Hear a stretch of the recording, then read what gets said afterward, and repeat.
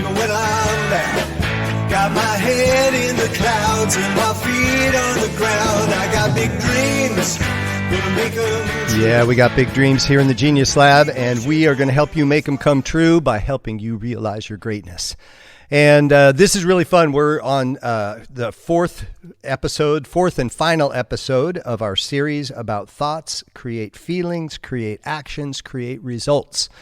And we're going to talk about results today. And this is a fun subject because I don't know about you, but there have been so many times that I've had projects, dreams, desires, and I have the clear outcome. You know, I followed all my steps and I had my vision board and I paid attention to it and I meditated on it and I took the actions that I perceived were the best actions to take to get the desired outcome.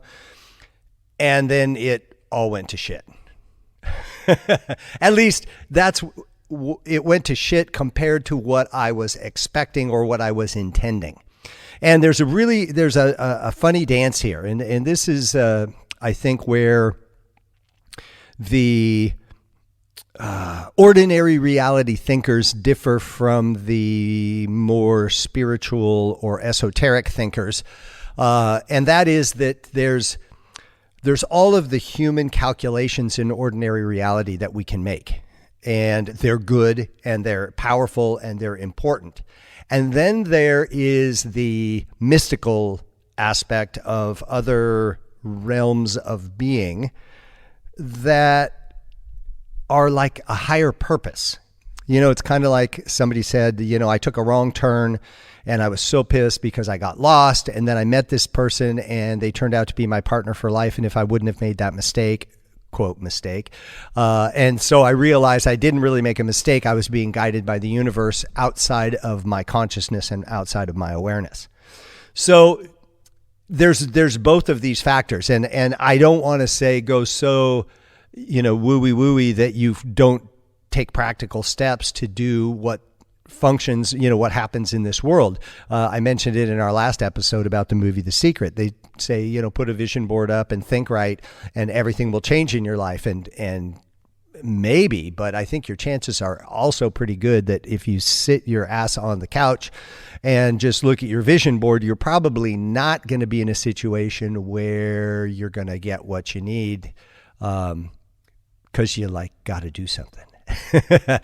Get out and meet people, get moving, right?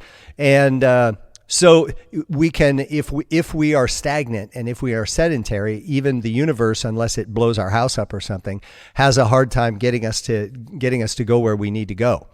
So today we're going to talk about results that of our own creation, you know, and there's two ways to look at it. There's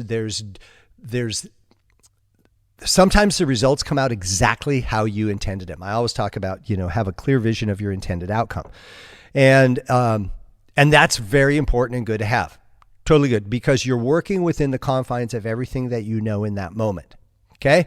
So take your steps, do just like we've talked about through the whole thing, you know, manage your thoughts, enjoy your feelings, and make sure that they are in alignment with what your intended outcome is. Take actions based on those feelings and you will get a result. Now, sometimes when you get a result, you go, holy shit, this is the coolest thing that ever happened. This is so awesome, on and on and on and on.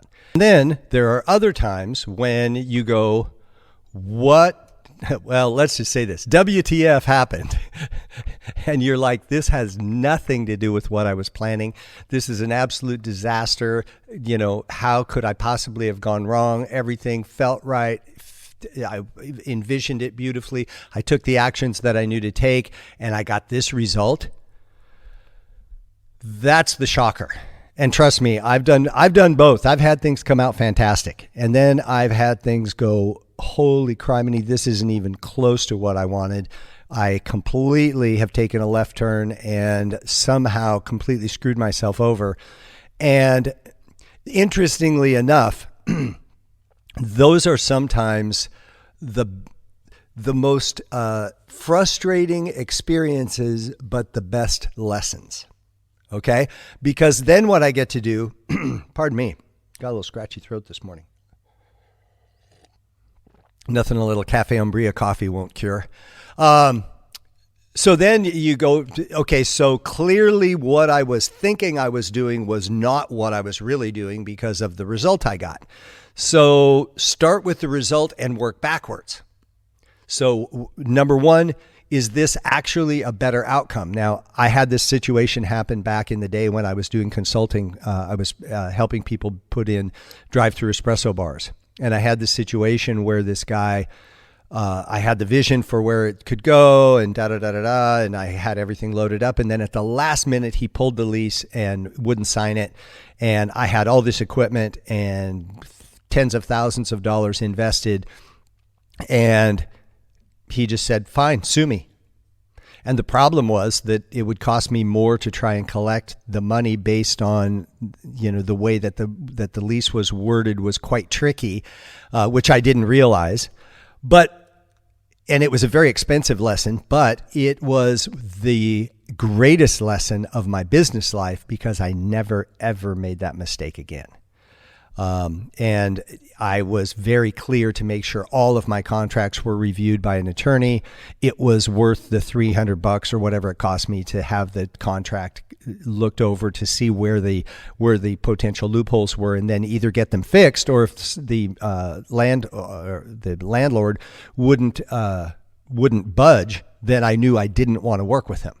So because it left me open to have a what the fuck happened. So anyway, so look and see, is this actually a better outcome because of the lesson I'm learning? Because sometimes that's possible, and I believe in divine intervention, and I think sometimes the great beyond reaches down and says, hang on, dude, you got a lesson to learn that's going to be way more valuable than what you think you need to learn from this situation, and we learn it. That's I always teach my coaching clients when I'm working with them. We have the ordinary reality influences and we have non-ordinary influences, and to deny either one is not a very good idea, because they'll both believe it or not believe it. It's going to factor in, and you will find a situation in your life where some divine intervention happened and you either were prevented from doing something or a door opened up, but the result either way was better than anything you could have possibly imagined. So pay attention and work backwards. When you get what the hell's going on here, work backwards. So what did I do? What did I do wrong?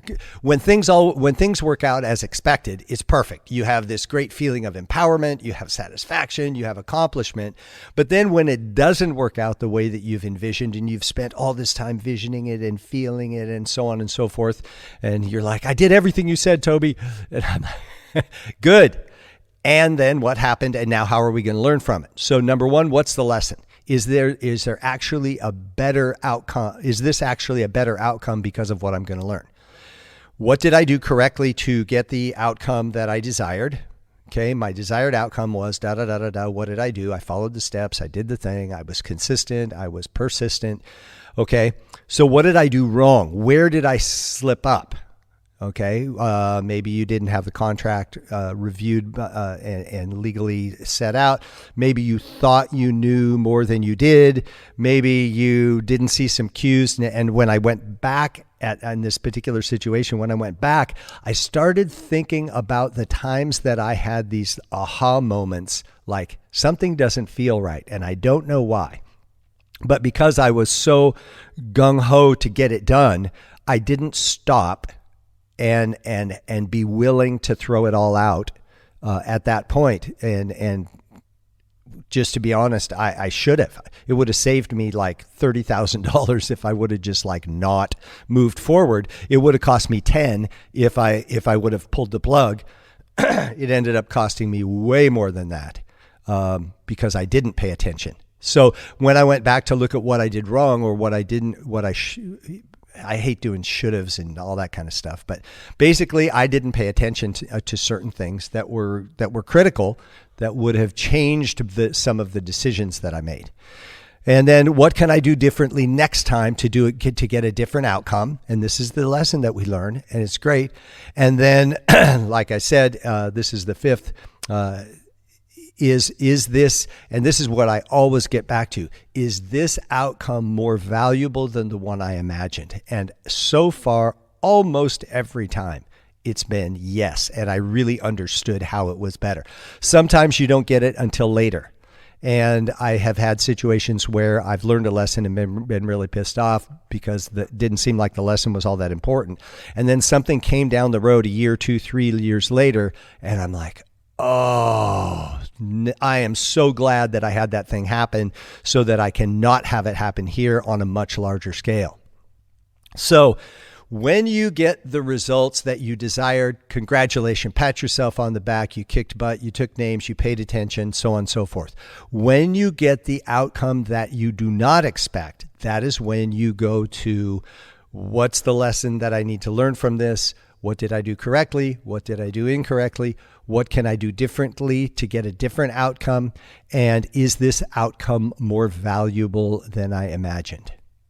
I hope this has been helpful for you. And if you want to work together on some things, if you've got a project going, I'm happy to do that. You can get a hold of me at tobychristensen.com.